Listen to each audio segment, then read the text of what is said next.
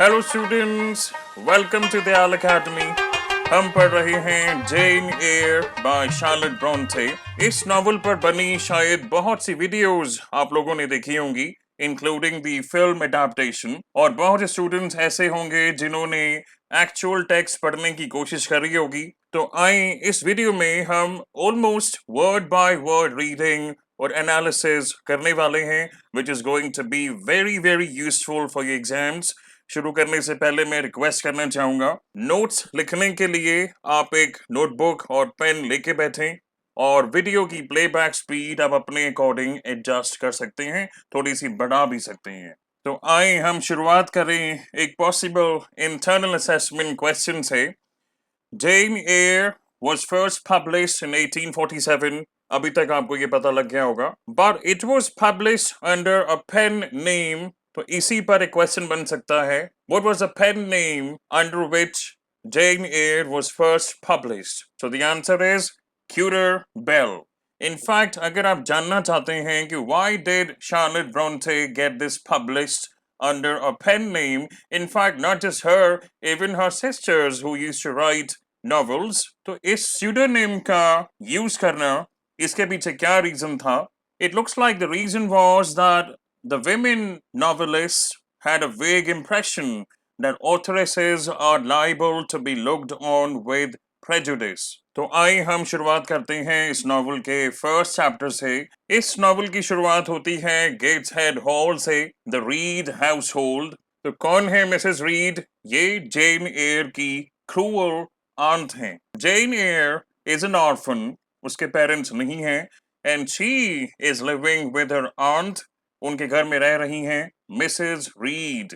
So just by reading a few lines from the very first chapter, you get to know that this is a first person narrative. इस novel की जो protagonist हैं, जो main character हैं Jane air, उनके point of view से, उनके perspective से हमें उनकी लाइफ के बारे में पता लगता है। और जो ऑटोबायोग्राफिकल एलिमेंट्स हैं, यानी कि शार्लेट ब्रॉन्टे की लाइफ में जो जो हुआ या जो लोग उनकी लाइफ में थे, उनमें से कुछ को यहाँ पर कैसे शार्लेट ब्रॉन्टे ने रिप्रेजेंट किया है, ये सब ऑटोबायोग्राफिकल एलिमेंट्स हम डिस्कस करेंगे। तो जेन एयर कहती हैं, there was no possibility of taking a walk that day.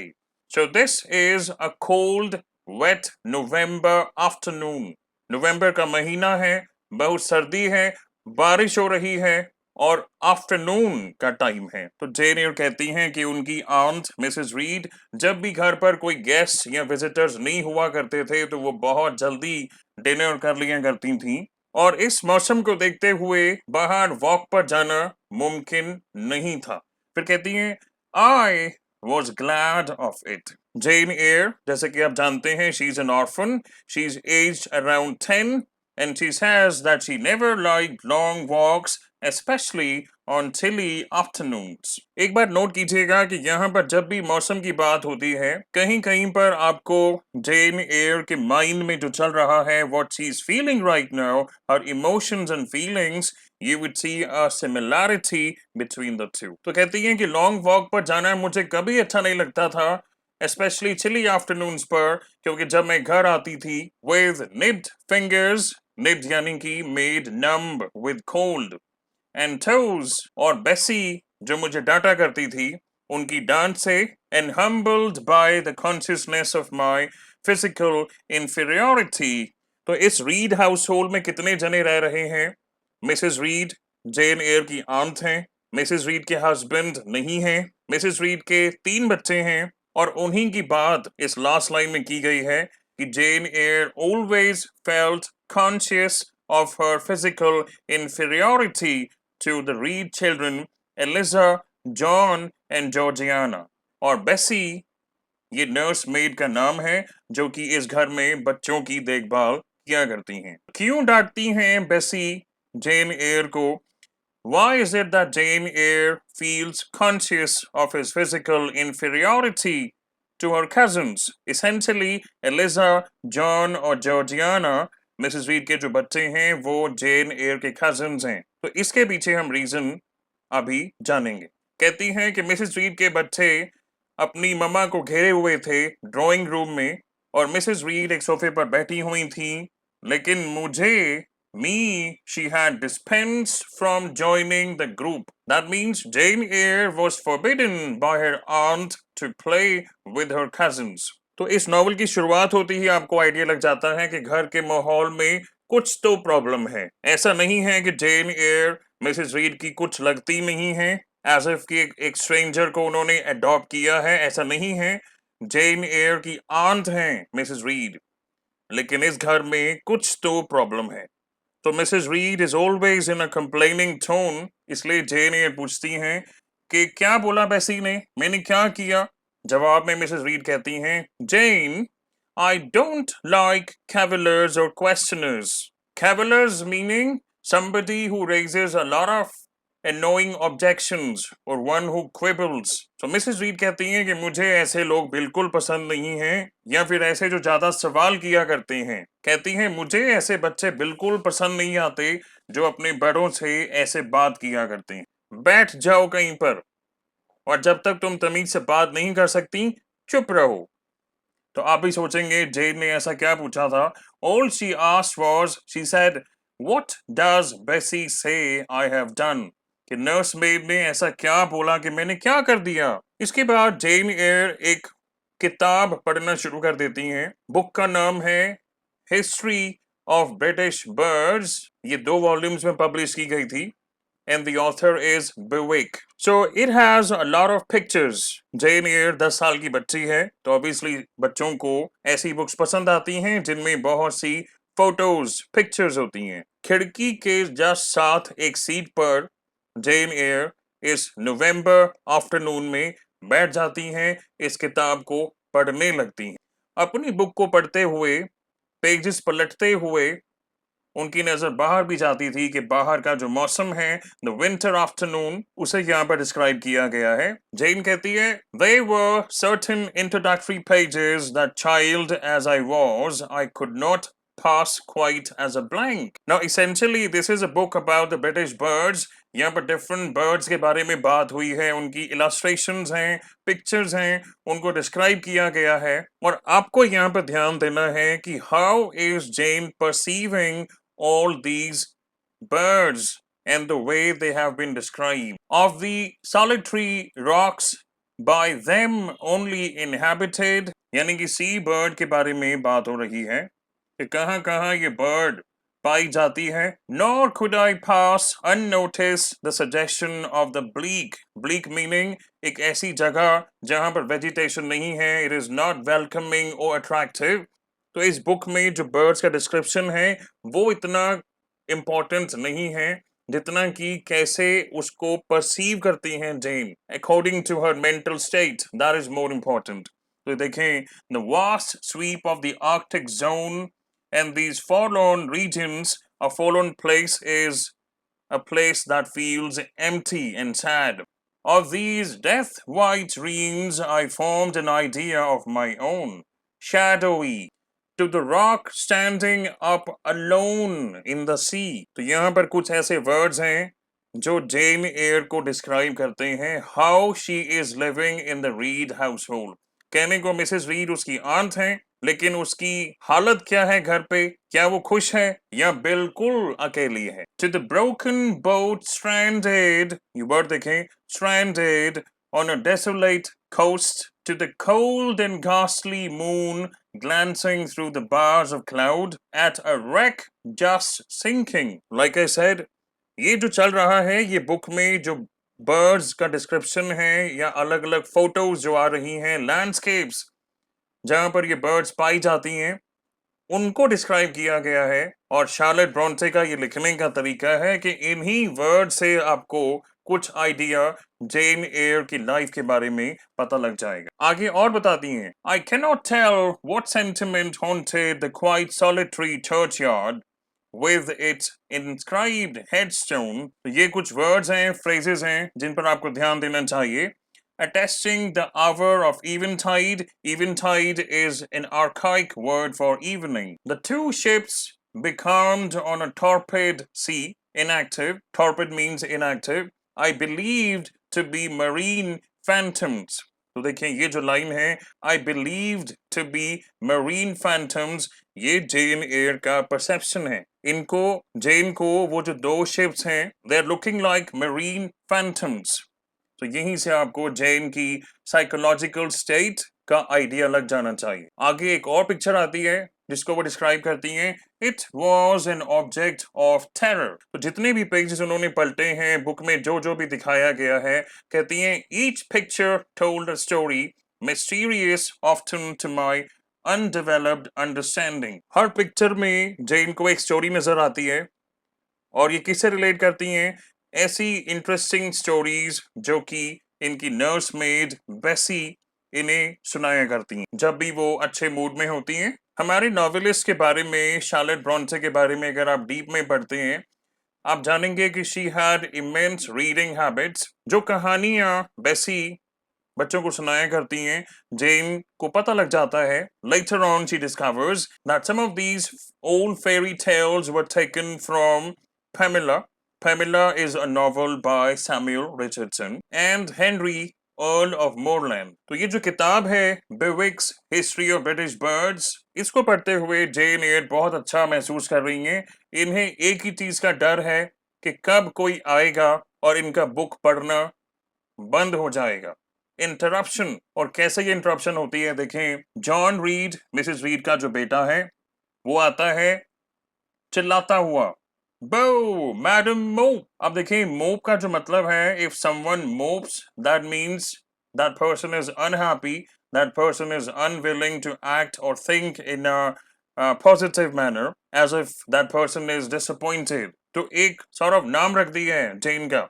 And of course, this is a teasing comment. तो John read is a constant bully. घर में इसने जेन एयर का रहना मुश्किल किया हुआ है। आपस में कजन्स हैं लेकिन जेन एयर के नाक में दम किया हुआ है।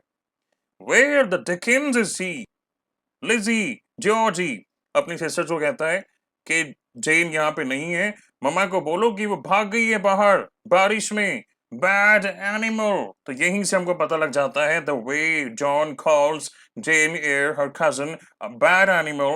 This is a clear indication of how Jane Eyre is treated at the Gateshead Hall.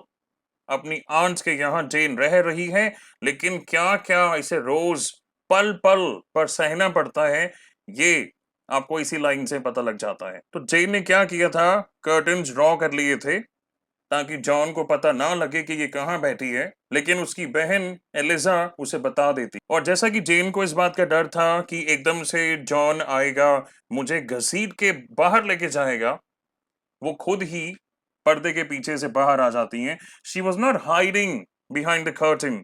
जहां पर वो बैठी हैं खिड़की के पास में, वहां पे कर्टन लगा हुआ है, वहां से वो बाहर आ जाती और पूछती हैं व्हाट डू यू वांट। और देखें ये है तरीका जॉन का बोलने का। वो कहता है मुझे बोलो मास्टर रीड, से what do you want master read. और उसके बाद जेन को ऑर्डर करना चालू कर देता है, कहता है I want you to come here, यहाँ आओ। और अब हमें जेन बताती हैं जॉन रीड के बारे में। जॉन रीड जेन का कजन है, 4 साल बड़ा है, a school going boy of 14 years old.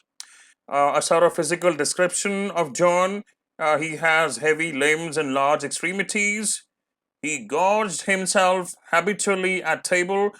Gorge means अत्यधिक खाना, इतना खाना कि आप as if you're overeating. तो ये overeating की हैबिट जॉन की है. That is why he is bilious and he has bleared eye and flabby cheeks. John को इस समय स्कूल में होना चाहिए था, लेकिन उसकी मदर मिसेज रीड ने उसको स्कूल से महीने या 2 महीनों की छुट्टी दिलवाकर घर ले आई हैं। क्यों? क्योंकि उसकी हेल्थ बिगड़ती जा रही है। लेकिन जॉन के जो स्कूल टीचर हैं मिस्टर माइल्स, उनका कहना कुछ और है। वो ये कहते हैं, मिसेस रीड को कहते हैं घर से केक्स कम भेजोगे, स्वीट मीट्स कम भेजोगे तो इसकी हेल्थ सुधर जाएगी। लेकिन जैसा कि आप जानते हैं मदर्स को हमेशा अच्छा लगता है कि हमारे बच्चों को मैं ये खिलाऊं, ये खिलाऊं। अब जॉन के बारे में जेन बताती हैं कि John did not have much affection for his mother and sisters. ऐसा नहीं कि जॉन को अपनी मदर और सिस्टर से बहुत प्यार था, and he rather had a strong dislike for me. मुझे बुली किया करता था, मुझे पनिश किया करता था। ऐसा नहीं कि हफ्ते में 2 बार या 3 बार, दिन में 1 बार या 2 बार, बट कंटिन्यूअसली हर पल मुझे ये डर रहता था कि अभी ये कुछ करेगा और तमाशा करेगा। And this is why Jane was rather afraid of John Reed. कहती हैं कुछ क्षण ऐसे होते थे जब when I was bewildered by the terror he inspired, क्योंकि the indignities, the insults he would inflict at me, I had absolutely no appeal. मैं कुछ कर नहीं पाती थी, क्योंकि जो घर के सर्वेंट्स हैं, इसेंशियली यहाँ पर 2 सर्वेंट्स हैं, एक तो नर्स मेड हैं मिस बेसी ली, और एक मिसेस रीड की लेडीज मेड हैं जिनका नाम है मिस एबॉट। तो सर्वेंट्स तो इस चक्कर में पढ़ना नहीं चाहते थे कि हम जॉन को टोकें कि भाई तुम क्या करते हो, और मिसेस रीड खुद ब्लाइंड और डेफ बनी हुई थी सब्जेक्ट पर, एज इफ के कुछ हुआ ही नहीं। हालांकि जॉन मिसेस रीड के सामने भी और अब तो ज्यादातर उनकी पीठ पीछे जेन को तंग किया करता था। And now what is he doing? He is thrusting out his tongue at Jane, जिसको हम हिंदी में कहते हैं जीभ चढ़ाना, किसी को जीभ दिखाना। तो पहले तो जॉन ऐसा करता है, उसके बाद ही स्ट्राइक्स सडनली, यानी कि जेन एयर को हिट करता है, and Jane Eyre loses her balance, she totters, लड़खड़ा जाती हैं, लेकिन जैसे ही अपने बैलेंस पर वापस आती हैं, 1-2 कदम जॉन से पीछे हो जाती हैं। और अब जॉन क्या करता है, रीजन देता है, ही इज जस्टिफाइंग कि मैंने तुमको मारा, वो किस लिए मारा अब सुनो। वो कहता है ये इसके लिए था कि तुमने मम्मा को अभी आंसर किया बहुत रूडली, और जैसे तुम कर्टेन्स के पीछे छुप गई थी और जिस नजर से तुम देख रही थी घूर घूर के, ये उसके लिए था। And then he calls her a rat.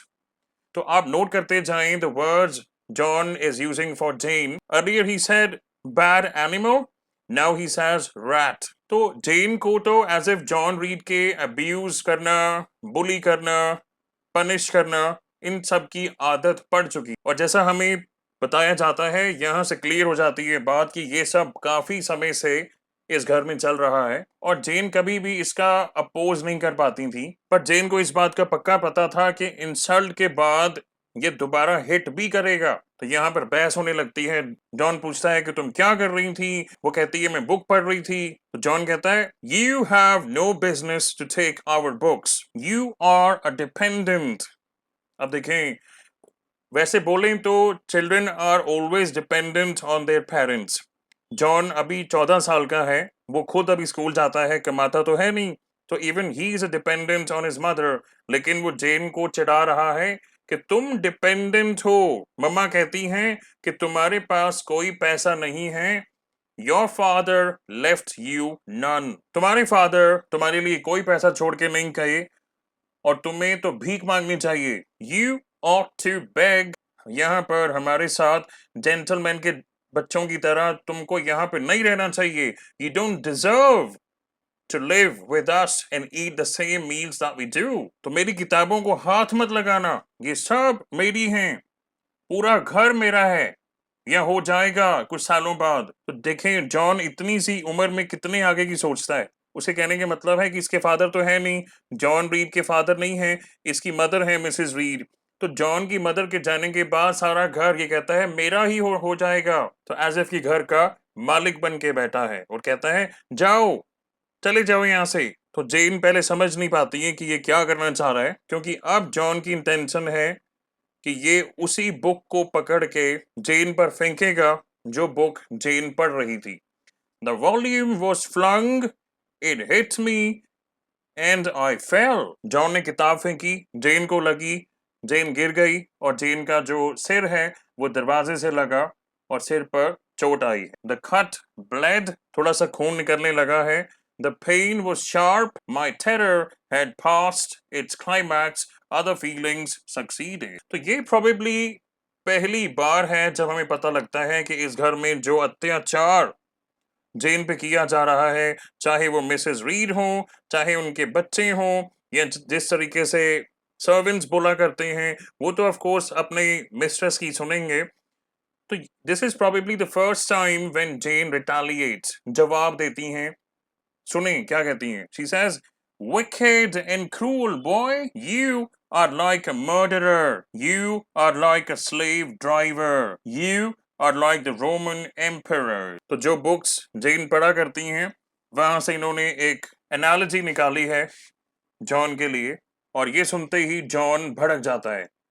क्या क्या बोला, क्या बोला, तुमने सुना क्या बोला? Won't I tell mama? अब ये जेन के पीछे पीछे भागने लगता है। She says, I felt him grasp my hair, as if के जेन को बालों से पकड़ लेता है, and her shoulder, और अब जेन कहती है that I really saw in him a tyrant and a murderer. जेन के सर पर जो चोट आई है उसमें से ब्लड अब निकलने लगा है। The blood is trickling down her neck and she is sensible of somewhat pungent suffering. Pungent means painful. तो जेन को डर तो हमेशा लगता था जॉन से, लेकिन this time these sensations, the pain she is feeling right now, these sensations for the time predominated over fear. जेन कुछ ऐसा करती हैं, कहती हैं मुझे नहीं पता मैंने क्या किया अपने हाथों से, लेकिन जो भी किया उसके बाद जॉन चिल्लाने लगा rat rat। तो ये कॉन्सेंट चलेगा, कभी बैड एनिमल, कभी rat, आगे एक बार बोलेगा मैड कैट, और जो से चिल्लाने लगता है। इसकी सिस्टर्स एलिजा और जॉर्जियाना अपनी मदर के पास जाती हैं और अब सभी को पता लग जाता है कि ओ जेन ने जॉन को मारा, लेकिन कोई ये नहीं बताएगा कि पहले जॉन ने क्या की। तो बेसी एंड मिस एबॉट, ये हाउसमेड्स हैं जो आ जाती हैं, इन्हें अलग कराया जाता है और सारे अब मिलके जेन को डांटने लगते हैं। What a fury to fly at Master John! और अब जेन की आंट बोलने लगती हैं, ले जाओ इसे, लेके जाओ और रेड रूम में बंद कर दो।